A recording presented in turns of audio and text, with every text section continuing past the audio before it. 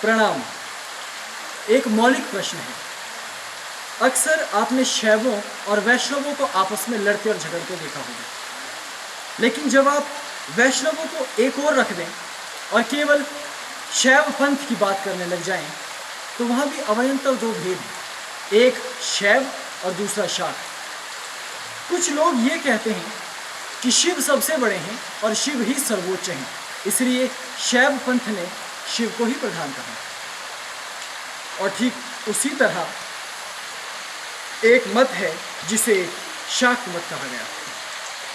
शाक्त मत का ये मानना है कि सब कुछ शक्ति के द्वारा ही संचालित, इसलिए शक्ति ही मूल तत्व है और शक्ति ही सभी तत्वों का मौलिक प्रतिपादन करने वाली आह्लादनी शक्ति।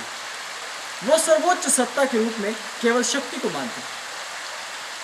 और भारत में सर्वप्रथम शैव और शाक्त ने, इन दो मतों ने इस प्रकार से अपने साधकों को तैयार किया कि एक वो पंथ पनपा जिसने केवल पुरुष प्रधान साधना और भक्ति को महत्व दिया, और दूसरी तरफ वो साधक हुए जिन्होंने केवल शक्ति और स्त्री प्रधान साधनाओं को बल दिया। शाक्त मत बेहद विस्तृत, बेहद चमत्कारिक और बेहद अलौकिक है। उसमें नवदुर्गा हैं, उसमें 10 महाविद्याएं हैं, उसमें 16 मातृकाएं हैं, उसमें 64 योगिनियां हैं, और भी न जाने कितनी अवयंतर प्रत्यंतर शक्तियां शाक्त मत में आती हैं। चाहे 64 कृत्याएं हों अथवा गंधर्विनियां, यक्षिनियां, किन्नरियां और अप्सराएं हों, वे सभी की सभी शाक्त कुल के अंतर्गत आती हैं। ठीक इसी प्रकार से शैव तंत्र भी कहीं कम नहीं। कहीं 58 भैरव है तो कहीं 52 बीज। अनेकों प्रकार के यक्ष, गंधर्व और किन्नर इत्यादि सभी शैव कुल के अंतर्गत आते हैं। दोनों पंथों की अपनी अपनी विशेषताएं, लेकिन ये प्रश्न जस का तस खड़ा है कि इन दोनों मतों में से बड़ा मत किसका है। इसलिए अलग अलग समय पर अलग अलग संतों के द्वारा, अलग अलग ऋषियों के द्वारा अलग अलग मत का प्रतिपादन और बड़ाई की गई। लेकिन जहां शैव मत प्रत्यक्ष सत्ता का प्रतीक है, वहीं शक्ति तत्व अप्रत्यक्ष सत्ता की प्रतीक है। शिव बिल्कुल स्थूल है और स्थूल जगत को स्थूलता से प्रतिपादित करते हैं। जैसे यहाँ जल है, ये जो जल हमें दिखाई दे रहा है, ये शिव तत्व का प्रतिपादक है। लेकिन ये जल इस प्रकार का तरल क्यों है? इसके भीतर जो तरलता है वो शक्ति प्रतिपादित करती है। इसके संबंध में शास्त्रीय उदाहरण भी है। यदि हम अग्नि को देखें तो जलती हुई अग्नि शिव तत्व है और उसकी जलन वो शक्ति तत्व है। अग्नि को देखकर हम शिव के होने का आभास कर सकते हैं, लेकिन जब हम दूर से अग्नि को देखते हैं तो उसकी जलन को हम अनुभव नहीं कर पाते, अर्थात उसके भीतर की शक्ति को हम देख नहीं पाते। अग्नि को हमने दूर से देखा, दीपक की लौ जल रही है, तो दूर से जितनी लौ ऊंची है हम केवल उसकी ऊंचाई और उसका प्रकाश देख सकते हैं, लेकिन उसके तापमान को हम अनुभव नहीं कर पाते।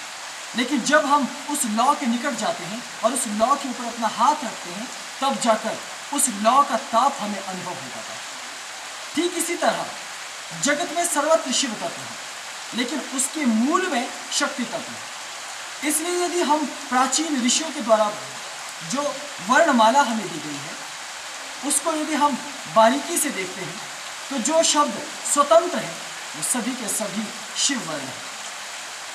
चाहे वो आकार हो, चाहे वो उकार हो, या फिर कुछ अन्य। जैसे वर्णमाला में आकार, आकार या ईकार, उकार है, वैसे ही अ से ज्ञ पर्यंत सभी के सभी शिव तत्व हैं। लेकिन अनुनासिक, बिंदी अथवा ईकार, ई की मात्रा हमेशा शक्ति तत्व को संबोधित करती आई, लेकिन मूलतया और मुख्यतया अनुनासिक स्वर वही बिंदी के रूप में, चंद्रमा की उपस्थित बिंदी के रूप में शक्ति का द्योतक है, और विसर्गों के रूप में वही शक्ति परिलक्षित होती है। इसलिए शिव और शक्ति को दोनों को अलग अलग रूपों में हम मान सकते हैं, लेकिन वास्तविकता तो ये है कि दोनों अभेद रूप। इसीलिए जब हम वैदिक काल से लेकर अभी तक की समस्त साधनाओं पर दृष्टिपात करते हैं तो हमें ये ज्ञात होता है कि चाहे वैष्णव हो, शाक्त हो, शैव हो, गाणपत्य हो, आग्नेय हो, सौर हो अथवा कोई भी संप्रदाय विशेष क्यों ना हो, लेकिन गायत्री की साधना महर्षि विश्वामित्र और वशिष्ठ के द्वारा प्रतिपादित है। और दोनों की विशेषता ये है कि वे कहते हैं कि गायत्री साधना अत्यंत अनिवार्य है। आखिर गायत्री क्या है? गायत्री वो शक्ति है जो ना तो स्त्रीलिंग है और ना ही पुल्लिंग है।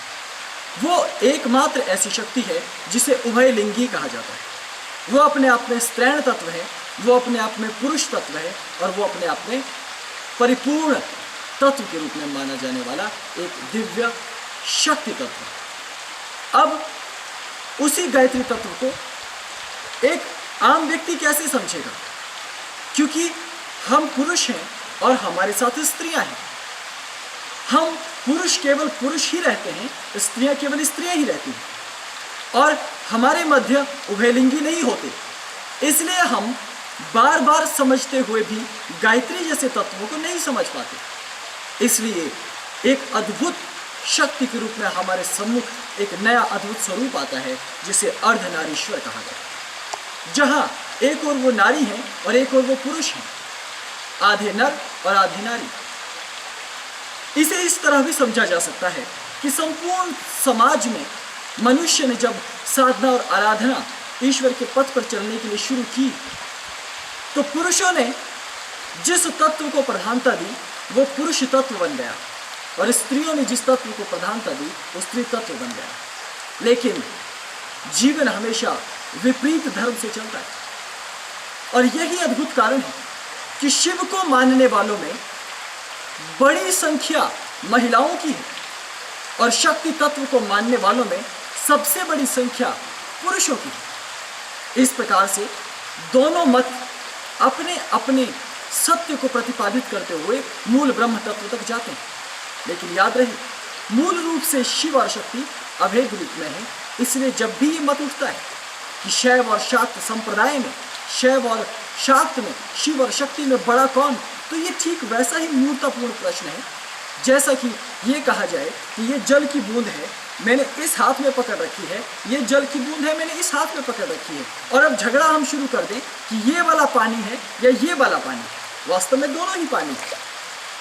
ठीक इसी तरह एक और शक्ति है और एक और शिव, और दोनों ही अर्धनारीश्वर अर्थात उभयलिंगी के रूप में गायत्री तत्व के भीतर समाहित। या फिर गायत्री तत्व क्योंकि वो दृश्य तत्व है, उससे पीछे तुम जाना चाहते हो तो ब्रह्म तत्व में समाहित। उस निर्गुण ब्रह्म को साकार स्वरूप में जब तुमने प्रदर्शित किया तो वही शिव है, वही शक्ति है। इसलिए केवल भेद और वर्णन और स्वभाव और गुण के कारण दोनों के ऐक्य में मतांतर दिखाई देता है, लेकिन वास्तव में वो अभेद सत्ता है। इसलिए आगम और निगम में कौन बड़ा, ये मूर्खतापूर्ण प्रश्न है, क्योंकि जब तक निगम नहीं तब तक आगम कहाँ, और जब तक आगम नहीं तब तक निगम कहाँ। इसीलिए इन गंभीर और गोपनीय सिद्धांतों को समझने के लिए उसके धीरे धीरे तह में उतरते उतरते उसके तल तक जाना होता है, तभी इस गोपनीय रहस्य को तुम समझ पाते हो। शिव स्थूल तत्व है, लेकिन उस स्थूलता के पीछे जो तत्व है वही मौलिक रूप से शक्ति है। जिस दिन तुम इस तथ्य को समझ जाते हो उस दिन तुम्हारा जीवन बदलने लगता है।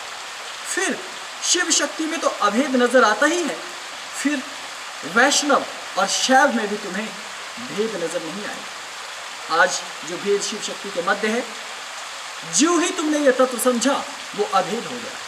ठीक वैसे ही जब तुमने विष्णु तत्व को जो निरंतरता का प्रतीक है और शिव तत्व को समझा जो उसके विनाश का प्रतीक है, तो इन दोनों के मध्य भी तुम्हें ऐक्य नजर आने लगेगा और कालांतर में ब्रह्मा जी जो उत्पत्ति के प्रतीक हैं उनके मध्य भी ऐक्य नजर आने लगेगा। ये केवल साधना के तल पर निर्भर करता है, तुम्हारी स्थिति और ज्ञान पर निर्भर करता है कि आज तुम ज्ञान के किस तल पर, किस स्थिति पर हो। जितने तुम निम्न स्तर पर रहोगे भेद बढ़ते जाएंगे। इसीलिए कहा जाता है कि कभी भी साधक को बिना गुरु के वेद नहीं पढ़ने चाहिए, बिना गुरु के शास्त्र का सेवन नहीं करना चाहिए, बिना गुरु के ग्रंथों को नहीं पढ़ना चाहिए, क्योंकि ग्रंथ पढ़ने से वो उसका अपना मनमाना अर्थ निकाल लेगा, न जाने किस पंक्ति का वो क्या अर्थ निकाल ले और वही पंक्ति उसका विनाश कर सकती है। इसलिए एक एक वाक्य महत्वपूर्ण है, एक एक शब्द अपने आप में ब्रह्म है।